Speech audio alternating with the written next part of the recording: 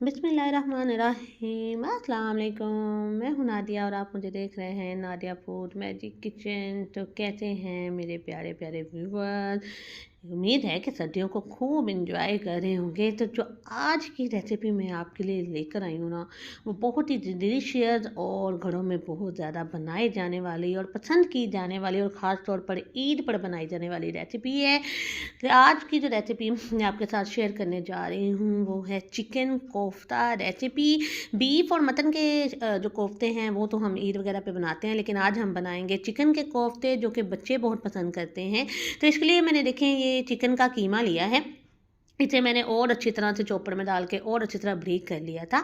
अब हम इसमें तमाम मसाले जो हैं वो ऐड करेंगे। तो सबसे पहले इसमें मैं हाफ़ टी स्पून नमक का ऐड करूँगी। फिर मैं इसमें ऐड करूँगी 1 टीस्पून जो है वो लाल मिर्च, ठीक है। इसके अलावा इसमें ऐड करूँगी हाफ़ टी स्पून काली मिर्च, आप अकॉर्डिंग टू टेस्ट डाल सकते हैं।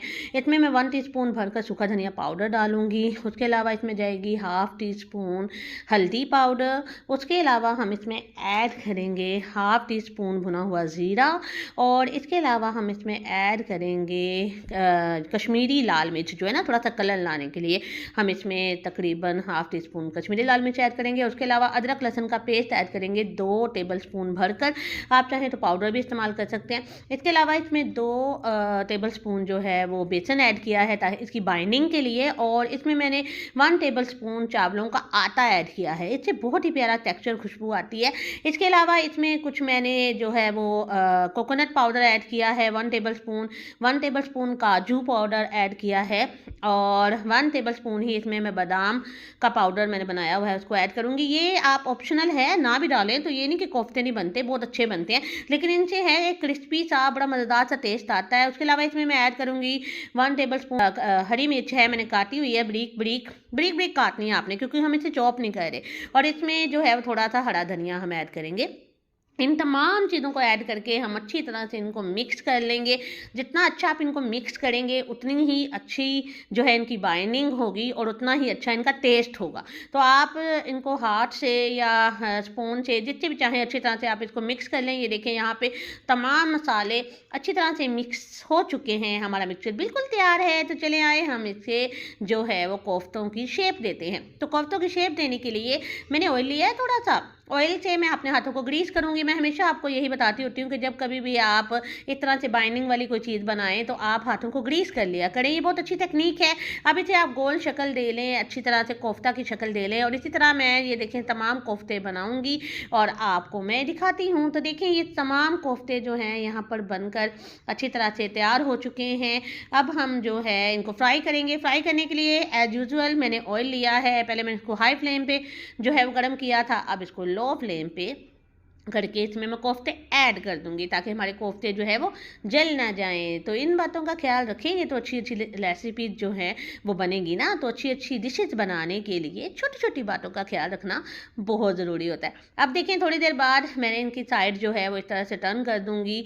आप भी जो है इनकी साइड इसी तरह से देखें टर्न कर दीजिएगा। जब ऐसा कलर आ जाए, मैंने तमाम कोफ्तों की साइड जो है टर्न कर दी है और तकरीबन 4 से 5 मिनट सिर्फ इनको पकाया है, ऑयल में फ्राई किया है। और माशाल्लाह देखें कितना प्यारा गोल्डन सा कलर जो है आया है। आपने भी ऐसा लेके आना, आपने इनको डार्क ब्राउन नहीं करना, फिर वो कोफ्ते अच्छे नहीं लगते। देखें कितने खूबसूरत सॉफ्ट से कोफ्ते जो है वो बनकर तैयार हुए हैं। हमने इनको डिश आउट कर लिया है। अब जो है हम इसकी ग्रेवी तैयार करेंगे, यानी कड़ी तैयार करेंगे। कड़ी तैयार करने के लिए मैंने 1 कप ऑयल लिया है और उसमें मैंने तकरीबन 2 अनियन मतलब 2 प्याज अच्छी तरह से मैंने जो है उनका पेस्ट बना लिया था। पेस्ट इसलिए क्योंकि कड़ी में खड़े मसाले हमें नहीं चाहिए, इसलिए पेस्ट बना के डालेंगे ना तो ज़्यादा बेहतर है। ग्रेवी बहुत अच्छी बनती है। इसको आपने ज़्यादा ब्राउन नहीं करना, सिर्फ इतना सा फ्राई करना है कि इसका कलर थोड़ा सा चेंज हो जाए। अब इसमें मैं 2 टेबल स्पून भरकर अदरक लहसुन का पेस्ट ऐड करूँगी। अदरक लहसुन का पेस्ट ऐड करने के बाद इसकी भुनाई हमने बहुत अच्छी तरह से करनी है ताकि मसालों का टेस्ट आए। अब इसमें देखें मैं जो है तकरीबन 3 मैंने लिए थे टमाटर, उनका पेस्ट बना लिया था, वो शामिल किया है। हाफ टी स्पून इसमें नमक जाएगा, आप अकॉर्डिंग टू टेस्ट डाल दें। हाफ टी स्पून इसमें सूखा धनिया पाउडर, हाफ टी स्पून इसमें काली मिर्च पाउडर, हाफ टी स्पून ही इसमें लाल मिर्च पाउडर और हाफ टी स्पून ही इसमें जो है हल्दी जाएगी। और इसमें तकरीबन भुना हुआ ज़ीरा भी हाफ टी स्पून ऐड किया है, क्योंकि हम कोफ्तों में भी ऐड कर चुके हैं, इसलिए मैंने इनकी मकदार अकॉर्डिंग टू टेस्ट रखी है। आप देखें तमाम मसाले मिक्स करके डालने का कितना फ़ायदा हुआ है कि मसाला कितना अच्छा, और कड़ी की शक्ल देखें कितनी प्यारी आ रही है। ऑयल जो है ऊपर आ गया है, दैट मीन मसाला अच्छी तरह से फ्राई हो गया है। अब इसमें एक पेस्ट ऐड कर रही हूँ, ये वही 3 चीज़ें हैं, काजू बादाम और गिरी, उनको मैंने अच्छी तरह से पानी डाल के ना पेस्ट बना लिया था, वो भी मैंने इसमें ऐड किया। ये ऑप्शनल है, आप चाहें तो ना भी ऐड करें। मसाला जब अच्छी तरह से फ्राई हो गया, अब मैं इसमें जो है वो कोफ्ता ऐड कर दूंगी। मैंने सारे के सारे कोफ्ते जो हैं वो इसमें ऐड कर दिए हैं। कोफ्तों को ऐड करने के बाद देखिए कोफ्ते हमारे फ्राई हुए हुए हैं। होता है ना कि अगर हम बगैर फ्राई किए कोफ्ते रखेंगे तो फिर हम उनको नहीं हिलाते, लेकिन ये फ्राई हुए हैं तो इसलिए हम इनको मसालों के साथ हिला सकते हैं, मिक्स कर सकते हैं। अच्छा, मैं आपको बगैर फ्राई किए हुए कोफ्ता भी बनाना सिखाऊंगी कि वो हम मसाले में रख के कैसे बगैर खुले बगैर टूटे बना सकते हैं। इंशाल्लाह मैं वो रेसिपी भी आपके साथ जल्द शेयर करूंगी। अब इसे तकरीबन 5 मिनट तक मैं दम पे रखूंगी। पानी डालने के बाद, पानी मैंने हाफ ग्लास डाला था।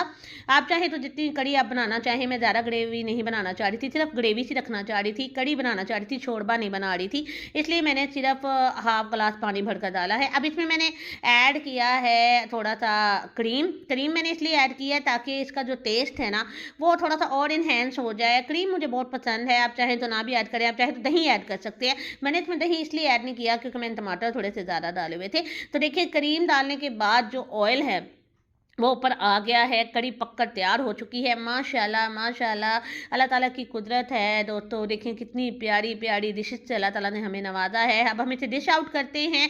तो देखें ये फाइनल लुक है मेरी आज की रेसिपी का। उम्मीद करती हूँ कि आपको मेरी रेसिपी बहुत पसंद आई होगी। तो काइंडली मेरे चैनल को सब्सक्राइब कर दिया करें, जो मेरे चैनल पर न्यू है, बेल आइकन को प्रेस कर दिया करें ताकि हर नई आने वाली वीडियो आपको मिल सके। और मुझे प्यारे प्यारे से कमेंट दिया करें, मेरी वीडियो को लाइक किया करें, शेयर किया करें। दोस्तों आप ही तो मेरी फैमिली है, और मेरी फैमिली जो है मेरा साथ देगी तो मैं कामयाब होंगी। तो इसके साथ ही दोस्तों, अगर आज की मेरी रेसिपी आपको पसंद आई है तो काइंडली प्लीज़ लाइक कीजिएगा, और मेरी तरफ से आप लोगों को अल्लाह हाफिज़ एंड टेक केयर। दुआओं में याद रखिएगा और ढेर सारा प्यार दीजिएगा। तो मिलते हैं नई रेसिपीज़ के साथ, नए नए जायकों के साथ, नए नए टेस्ट के साथ, और नई नई उम्मीदों के साथ, ताकि हमारी ज़िंदगी को अल्लाह ताला कामयाब बनाए। तो अल्लाह हाफिज़ दोस्तों।